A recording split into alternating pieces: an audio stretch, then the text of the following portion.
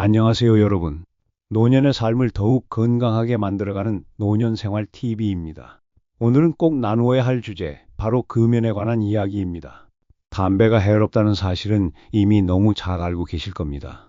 신문, 방송, 병원 어디서나 흡연은 건강에 해롭습니다라는 문구를 보셨을 겁니다. 그럼에도 불구하고 여전히 담배를 손에서 놓지 못하는 분들이 있습니다. 왜일까요? 습관이 되었기 때문이고, 마음의 의지가 약해진 순간에 쉽게 찾게 되기 때문입니다. 또 어떤 분들은 이렇게 말씀하시죠. 나는 40년 동안 피워왔는데 지금 끊어도 이미 늦었어. 이 나이에 무슨 금연이야. 그냥 가는 거지. 하지만 아닙니다. 지금 끊어도 몸은 달라집니다. 그리고 그 변화는 아주 빠르게 또 눈에 띄게 나타납니다. 오늘은 금연이 왜 필요한지, 특히 혈관, 심장, 뇌 건강에 어떤 영향을 미치는지 구체적으로 풀어드리겠습니다. 첫째, 혈관을 공격하는 담배. 담배를 한 모금 들이마실 때마다 7,000가지가 넘는 화학물질이 몸속으로 들어갑니다. 그중 70가지 이상은 의학적으로 발암물질로 확인된 것들입니다. 니코틴, 타르, 일산화탄소, 아세트알데히드, 중금속까지. 이 독성 물질들은 우리 혈관을 가장 먼저 공격합니다. 담배를 한 개비만 피워도 불과 10분 안에 혈압이 오릅니다. 혈관은 순간적으로 수축하여 피가 잘 흐르지 않게 됩니다. 심장은 더 세게, 더 빨리 뛰어야 합니다. 이 과정이 하루에 수십 번, 수백 번 반복된다면 어떻게 될까요? 혈관벽은 점점 두꺼워지고 딱딱해집니다. 노폐물이 쌓이며 좁아지고 결국 막히게 됩니다. 심장 질환과 뇌졸중의 위험은 2배, 3배로 높아집니다. 실제로 보건복지부 조사에 따르면 흡연자의 협심증 발생 위험은 비흡연자보다 약 2배 이상입니다. 뇌졸중 발생률 역시 최소 2배 이상 높습니다. 특히 60대 이상 시니어 흡연자의 경우 비흡연자와 비교했을 때 사망 위험이 크게 증가한다는 연구도 있습니다. 혈관이 막히면 어떤 일이 생길까요? 심장은 피를 제대로 공급하지 못해 가슴 통증이 생깁니다. 이것이 협심증입니다. 혈관이 완전히 막히면 심근경색이 발생합니다. 심장 일부가 괴사하며 목숨을 잃을 수도 있습니다. 뇌로 가는 혈관이 막히면 뇌졸중, 즉 중풍이 발생합니다. 갑자기 쓰러지고 말이 어눌해지고 팔다리가 마비되기도 합니다. 한순간에 삶의 질이 완전히 무너집니다. 실제 사례, 첫 번째, 쓰러진 아버지. 어떤 분의 아버지는 70세가 되도록 담배를 놓지 못했습니다. 가족들이 수없이 말렸지만 나는 괜찮아. 라며 웃어넘기셨습니다. 그러던 어느 날 아침 갑자기 쓰러지셨습니다. 뇌졸중이었습니다. 병원에서 긴급 수술을 받았지만 오른쪽 몸이 마비되어 다시는 예전처럼 걸을 수 없게 되었습니다. 식사도 혼자 하기 어려워 보호자가 늘 곁을 지켜야 했습니다. 그제서야 가족들은 후회했습니다. 그때 조금 더 강하게 말렸더라면, 아버지가 담배를 끊었더라면. 하지만 이미 늦은 후회였습니다. 여러분, 혈관은 한번 막히면 되돌리기 어렵습니다. 그렇기 때문에 미리 지켜야 합니다. 그리고 그 시작은 바로 금연입니다. 둘째, 심장을 무너뜨리는 담배. 심장은 하루도 쉬지 않고 뛰는 기관입니다. 매일 약 10만 번 이상 뛰며 온몸에 피를 보냅니다. 그런데 담배를 피우면 심장은 과부하에 걸립니다. 혈압은 오르고 맥박은 빨라집니다. 혈액 속 산소는 줄어들고 대신 일산화탄소가 자리를 차지합니다. 산소가 부족하면 심장은 더 힘들게, 더 무리해서 일을 해야 합니다. 미국 심장학회에 따르면 흡연자는 비흡연자보다 심장 질환으로 사망할 확률이 2배 이상입니다. 특히 하루 한 갑 이상 피우는 경우 심장마비 위험이 최대 3배까지 높아진다고 합니다. 여러분, 심장은 우리가 살아가는 데 있어 가장 중요한 기관입니다. 심장이 멈추는 순간 우리의 삶도 멈춥니다. 그런데 담배는 매일 조금씩 심장을 갉아먹습니다. 셋째, 뇌를 해치는 담배. 치매는 많은 시니어분들이 가장 두려워하는 질병입니다. 몸은 불편해도 정신만은 또렷했으면 좋겠다. 이것이 노년의 가장 큰 바람이지요. 하지만 담배는 그 바람을 무너뜨립니다.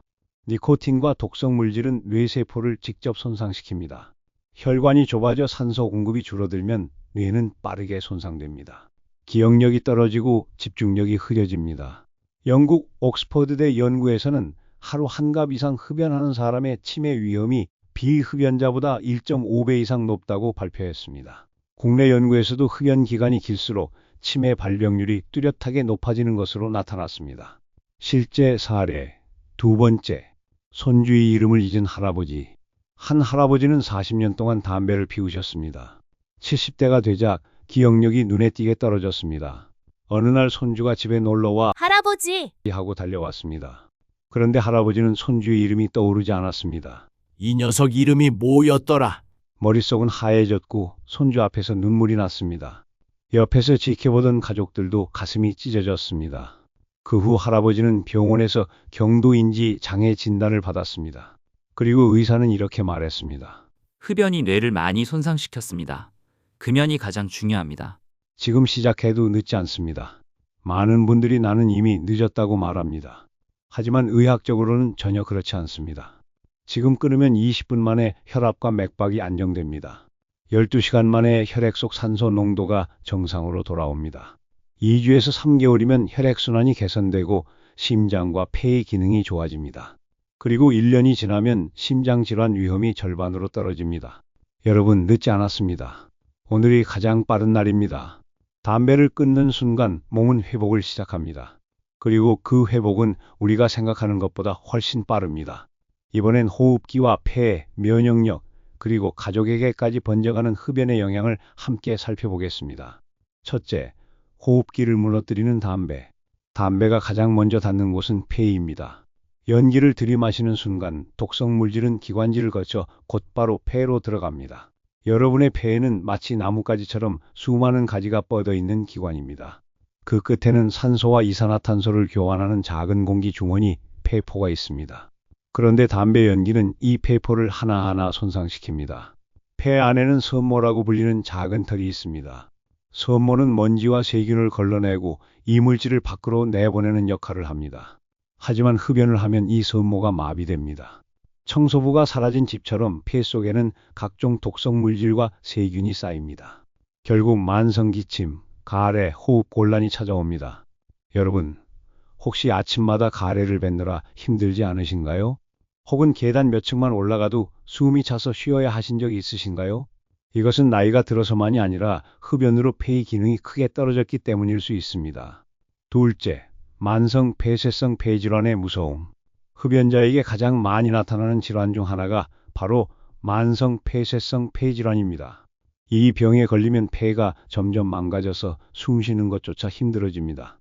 산책은 물론이고 집안일도 어려워집니다. 심한 경우에는 산소통 없이는 생활할 수 없게 됩니다. 실제로 제 지인의 아버지는 평생 담배를 피우셨습니다. 70대가 되면서 기침이 심해졌고 병원에서 만성 폐쇄성 폐질환 진단을 받았습니다. 처음에는 약으로 버티셨지만 결국 산소통을 메고 다녀야 했습니다. 외출할 때마다 작은 산소통을 들고 다니는 모습을 보면서 가족들은 가슴이 아팠다고 합니다. 담배만 안 피웠다면 지금도 건강하게 걸을 수 있었을 텐데. 이 말이 가족 모두의 입에서 흘러나왔습니다.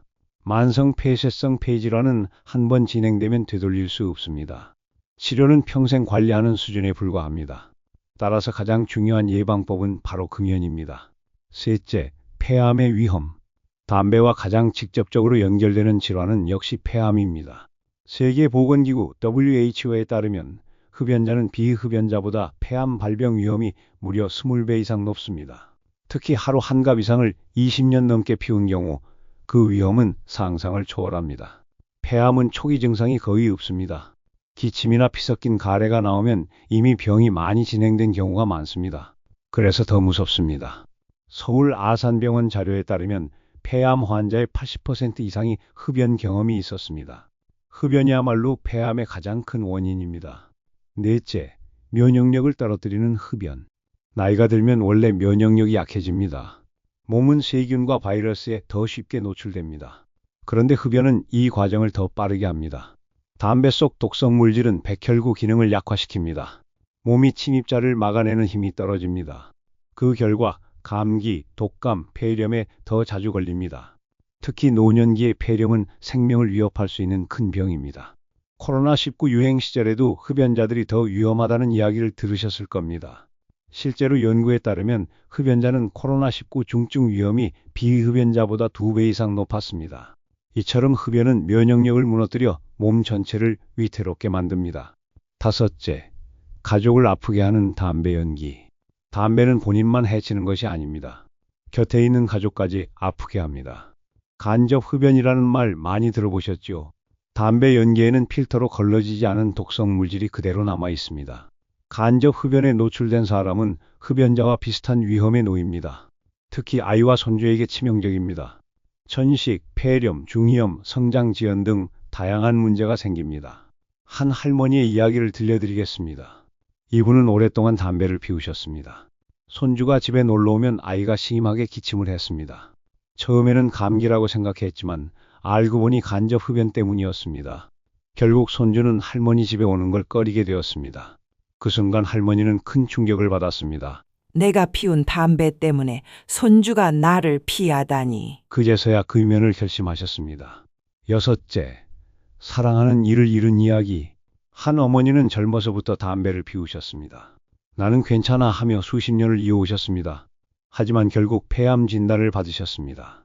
병세는 빠르게 악화되었고 가족들은 매일같이 눈물을 흘려야 했습니다. 마지막 순간 어머니는 이렇게 말씀하셨다고 합니다. 담배만 안 피웠다면 너희랑 더 오래 있었을 텐데. 여러분, 흡연은 단순히 개인의 문제가 아닙니다. 사랑하는 가족의 눈물과 직결됩니다. 금연은 자신을 위한 선택이자 가족을 위한 사랑입니다. 일곱째, 가정의 평화를 무너뜨리는 담배. 어떤 가정에서는 흡연 문제로 갈등이 생깁니다. 남편이 담배를 끊지 못해 아내와 다투기도 하고 자녀가 아버지를 피하기도 합니다.